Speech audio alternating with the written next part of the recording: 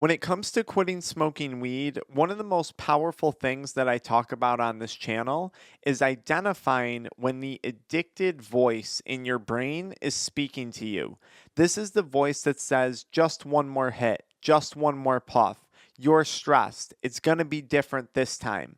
And we've spoken a lot in previous videos about calling out the lies that the addicted voice tells us.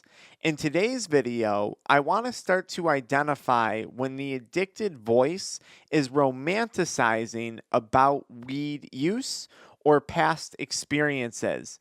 And I'm not talking about thinking back to the first few times you smoked when it was fun recreationally or when it was medicinally beneficial for you. I'm talking about something different, something very particular. And that is what I like to call stoner talk. And I say that as an ex-weed smoker. So I mean no offense to you guys. If you're new to the channel, my name's Dr. Frank. I'm the founder of Addiction Mindset Recovery Coaching Programs, where we help people quit nicotine, THC, energy drinks, and adult media content, addictions I once struggled with. If you want more information about our paid and free program resources, check out the pinned comment, the video description, or the link in my profile. What is stoner talk? This is where we kind of romanticize about weed. And I hear a lot of this in the recovery community when it comes to quitting weed. Let me give you a few examples. I have 3 examples of this. The first one is where people say, weed is an escape. It helps me escape reality. And I immediately want to put an end to that conversation or that thought. Weed is not an escape. Addiction is not an escape. It is literally the imprisonment, the entrapment of your brain. Okay? So it's not an escape at all. It's the exact opposite of an escape. Sobriety and recovery is an escape from addiction. Addiction is an entrapment and an imprisonment. It's a living hell. So let's break away from romanticizing with the idea that weed is an escape. Now, I want to further that by talking about, well, it's a break from reality. Weed is not a break from reality. Weed creates a new reality for us, especially if we're talking about weed addiction. Yes, we might be getting a distraction from our current reality, but we are creating a new reality, and that reality is addiction. And in the reality of addiction, there may be financial problems. There may be health complications. There may be relationship complications. There may be, I could go on and on and on and on, legal complications. Weed is not an escape from reality.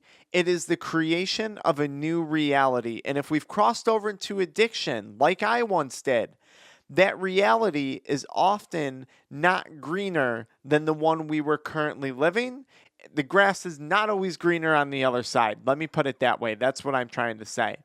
The second type of conversation that I've heard when it comes to the romantification, that's not a real word, of weed, at least I don't think it is I heard someone talking about it recently in a video, and they referred to it as comfy clouds. Here I am smoking weed, and I get to float away on these comfy clouds temporarily. Although I understand what they were going for, this is BS. And this individual was someone who was struggling with cannabis addiction. In my opinion, this is the addicted voice manipulating its way back into our brains, coming up with catchy kind of stoner talk terms like, oh, comfy clouds and pleasure clouds, right? It sounds nice. It sounds appealing, but it's not.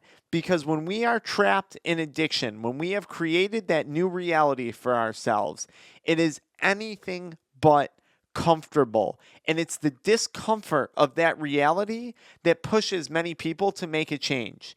It's the discomfort that we experience day to day, the suffering in addiction that pushes us to go try and get sober, to go try and begin our recovery process, to wake up and say, I'm done. So by saying, oh, weed is an escape and I can float away into my comfort clouds, my pleasure clouds, I think that's BS. I think that's the addictive voice speaking to us. And when we talk about it out loud, you can see just how much BS that stoner talk is. I heard another example of this, and it's someone that I'm currently, is involved in our Sober October group, and a great person that I've talked to on one-on-one before. And I'm doing this coaching call, and this gentleman was really good with his words, kind of in a philosophical sense, like really well spoken, really good, and he kind of spoke in cursive. And he's talking about weed, and he said, Dr. Frank, weed is like a blanket that keeps me warm, but it's full of thorns. So I put it on and it warms me up, but at the same time, it's stabbing me. And I'm like, wow, I get kind of sucked into this stoner conversation, the stoner talk. And I'm like, yeah, that's deep. And I'm thinking that this was just recently, and I'm like, wow, that's right. And then I hang up, from this call, and I'm romanticizing about that. I'm thinking to myself, yeah, that really hits home. But then a few weeks go by, I revisit that conversation, I watch it back to perfect my coaching and my conversational skills, and I think to myself, Frank, I said to that man, wow, that really is good. That's a deep analogy. I should have said, that's BS. That doesn't make any sense. If I gave you a blanket with thorns or a blanket without thorns, which one would you put on? Obviously, you would not pick up and put on the blanket with thorns. It makes no sense. There's nothing comfortable about that. There's nothing warming about that. That is nothing but a painful experience. There is no cursive in that. There is nothing romantic about that. That is addiction. It is painful. It is a slow bleed. And if I had the option between a warm blanket or a blanket full of thorns, I'm obviously going to pick the warm blanket. But what happens is we get caught up in this romantification, made up word, of weed, especially when it comes to early sobriety. And I think this is something that we have to put a stop to. When you recognize that addicted voice speaking to you, when you recognize it's starting to talk in cursive, call it out, call BS, and see addiction for what it really is. It wasn't comfortable. It wasn't an escape. It wasn't a break from reality. It was the opposite of all of those things. I want you to start to approach your sobriety from weed with a vendetta. Weed, what at the end of the day, what did it give you? This doesn't have to be a peaceful breakup. For some people, the peaceful breakup is going to work. And and I've talked about this in my videos. They're going to say, I acknowledge it benefited me at one point, but now I'm making the choice to move on. I got what I needed from this relationship and I'm moving on. Or you could take the approach of screw weed, screw what it did to me, screw the time that it took from me, screw everything that addiction put me through. I'm putting my foot down today. I'm making a positive change, and I'm going to prove addiction wrong. I'm going to prove everyone who watched me suffer, everyone who thought I would never pull this off, wrong. Here is my big FU to addiction. And what is my FU to addiction?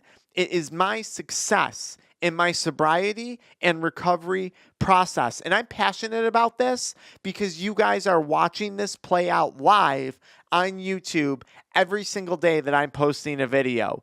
And if you want more great content like this, because this isn't all I have to say, check out the pinned comment, check out the video description, check out the link in my profile, and then follow me right into the next video where I talk a little bit more about some simple tips and tricks to help you have the best recovery process possible from cannabis addiction. I'll see you guys there.